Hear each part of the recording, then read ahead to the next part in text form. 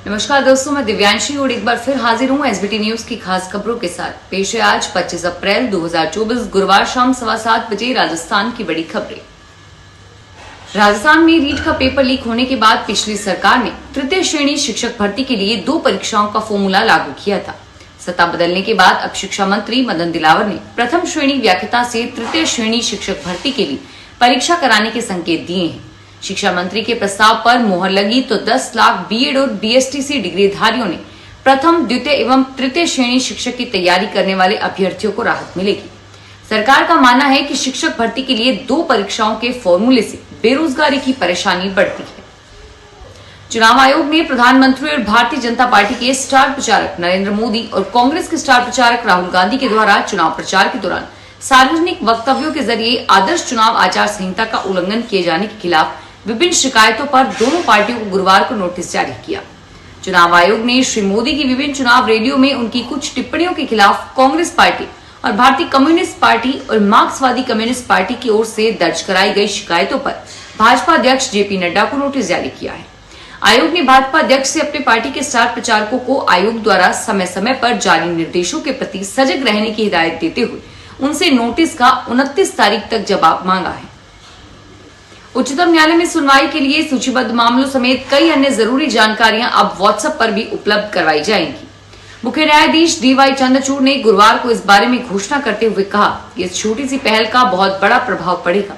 उन्होंने कहा कि 75वें वर्ष में सर्वोच्च न्यायालय ने न्याय तक पहुंच को आसान करने के लिए एक और पहल शुरू की है और इससे देश के दूर दराज के इलाकों के लोग भी नागरिक मुद्दों से जुड़े मामलों की जानकारियां आसान तरीके से उपलब्ध हो सकती है। उन्होंने कहा कि हम सभी सेवाओं को मेघराज क्लाउड 2.00 में स्थानांतरित कर रहे हैं और अब सभी अदालतें ऑनलाइन हो सकती हैं। कांग्रेस नेता राहुल गांधी ने कहा कि केंद्र सरकार के 10 साल के कार्यकाल में रेडियो टीवी के माध्यम से सिर्फ झूठ की वाणी ही प्रसारित होती रही और विकास की गाड़ी का पहिया ठप पड़ गया। गांधी ने कहा कि टीवी रेडियो हर जगह गूंजती रही झूठ की वाणी, थम गए तरक्की के पहिए, ठप पड़ गई विकास की गाड़ी, परिवर्तन की आहट सुनिए, कांग्रेस को चुनिए। उन्होंने कांग्रेस की सरकार आने पर जनता को मिलने वाली गारंटी का जिक्र करते हुए कहा कि कांग्रेस की गारंटियां हिंदुस्तानियों की सरकार महिलाओं को 8,500 रुपए माह, युवकों को 1 लाख रुपए साल की नौकरी और 30 लाख पदों पर किसानों को कानूनी एमएसपी। जेईई मेंस में एक बार फिर कोटा का बेहतर परिणाम रहा है। ऑल इंडिया में फर्स्ट रैंक भी कोटा के स्टूडेंट नीलकृष्ण का रहा। नीलकृष्ण किसान परिवार से हैं। उनका कहना है कि माता पिता के साथ और कोचिंग की गाइडेंस ने सफलता हासिल की है। नील ने पहले जेईई मेंस जनवरी में 100% स्कोर एवं परफेक्ट स्कोर 300 में से 300 अंक हासिल किए। नेशनल टेस्टिंग एजेंसी की ओर से जेईई मेंस 2024 के परिणाम बुधवार रात को जारी किए गए थे। लोकतंत्र के महोत्सव में अधिक से अधिक मतदाताओं की सहभागिता सुनिश्चित करने के लिए निर्वाचन के प्रयासों के लिए जिला स्तर पर स्वीप प्रकोष्ठ में विभिन्न कार्यक्रमों के माध्यम से जागरूकता पैदा करने की पहल की जा रही है।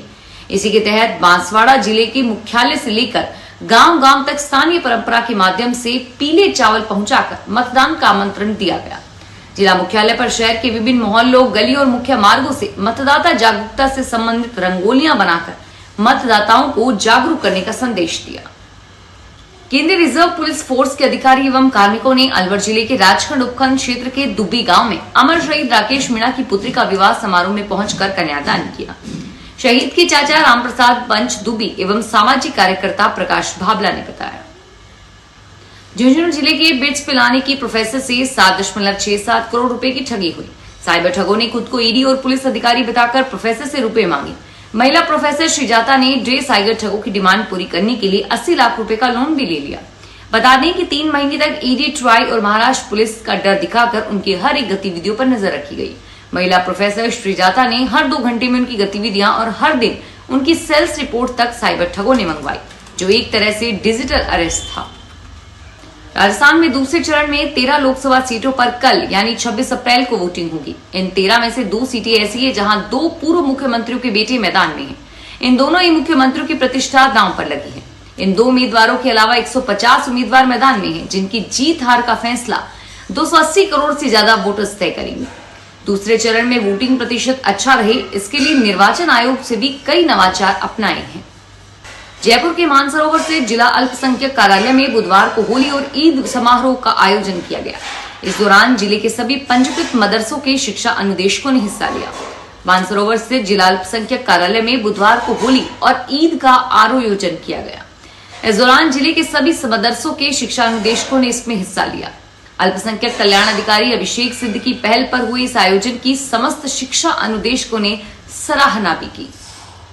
जयपुर में जवाहर कला केंद्र में 10 साल बाद शुरू की गई स्फटिक आर्ट गैलरी को फिर से बंद कर दिया गया है। इस फैसले के खिलाफ वरिष्ठ कलाकार एकजुट हो गए हैं। वरिष्ठ कलाकारों ने जेके प्रशासन पर सवाल उठाना शुरू कर दिया है। कलाकारों का कहना है कि 10 साल बाद इसे शुरू किया था और एक हफ्ते में इसे क्यों बंद कर दिया गया। यहाँ परमानेंट आर्ट गैलरी है जहाँ राजस्थान के कलाकारों के बेशकीमती काम को डिस्प्ले किया जाता है। इसे स्टोर रूम बना दिया गया है। सरकार को इसकी जांच करनी चाहिए। राजस्थान में आज शाम से मौसम में बदलाव की संभावना है। पश्चिमी राजस्थान के 4 जिले बीकानेर, गंगानगर, हनुमानगढ़ और चूरू में दोपहर बाद बादल छाने के साथ आंधी चलने के साथ बारिश हो सकती है। और वहीं 26 अप्रैल को भरतपुर, कोटा और उदयपुर संभाग के 17 जिलों में मौसम विभाग ने आंधी की चेतावनी दी है। मौसम विशेषज्ञों के मुताबिक राजस्थान में एक पश्चिमी विक्षोभ सक्रिय होगा और इस सिस्टम के प्रभाव से एक साइक्लोनिक सर्कुलेशन राजस्थान मध्य प्रदेश की सीमा पर बनेगा। इससे राजस्थान में बादल छाने के साथ बारिश हो सकती है। राजस्थान में भर्ती परीक्षाओं में दस्तावेज की पड़ताल का असर दिखने लगा है। वरिष्ठ शारीरिक शिक्षक अध्यापक भर्ती परीक्षा में डमी बिठाने वाले 2 अभ्यर्थी चयन होने के बाद भी राजस्थान लोक सेवा आयोग नहीं पहुंचे। दस्तावेज की पड़ताल में उनकी पोल खुली तो दोनों के खिलाफ आरपीएससी ने रिपोर्ट दर्ज कराई। एक एफआईआर भट्टा बस्ती तो दूसरी अजमेर की क्लॉक टावर थाने में दर्ज कराई गई है।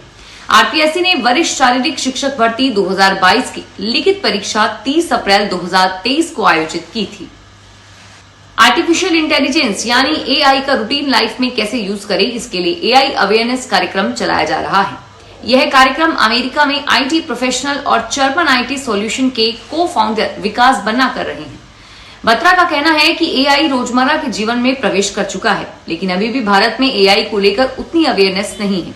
इसलिए स्कूल कॉलेजेस में पढ़ने वाले बच्चों को एआई के प्रति जागरूक करने के उद्देश्य से अचीवर ने देश की पहली एआई कम्युनिटी बनाई है।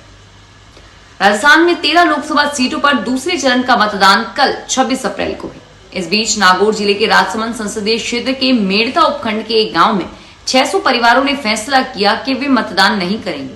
किसानों का आरोप है कि 3 साल से इलाके में सूखा पड़ा है, पेयजल की किल्लत है और कहा कि विधायक का कहना है कि उन्होंने ऐसा नहीं कहा। मामला मेड़ता के डाबारियाणवी ग्राम पंचायत के जावली गांव का है। फिलहाल इस बुलेटिन में इतना ही और फिर हाजिर होंगे तमाम बड़ी खबरों के साथ। धन्यवाद। अगर आप भी अपने आसपास की छोटी बड़ी और महत्वपूर्ण खबरों से अपडेट रहना चाहते हैं तो सब्सक्राइब कीजिए हमारे चैनल एसपीटी न्यूज को और प्रेस कीजिए बेल आइकन पर।